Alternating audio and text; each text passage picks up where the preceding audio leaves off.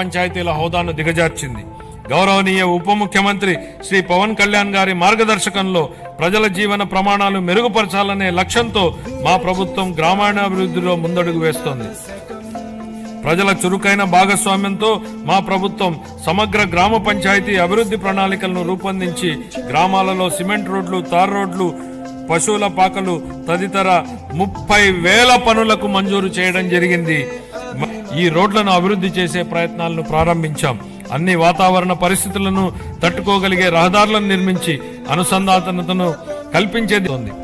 2025-26 ఆర్థిక సంవత్సరానికి గాను పంచాయతీరాజ్ మరియు గ్రామీణాభివృద్ధి శాఖకు 18,847 కోట్ల రూపాయల కేటాయింపును ప్రతిపాదిస్తున్నారు. Of the people, for the people, by the people, ప్రతినిధిగా. This is me.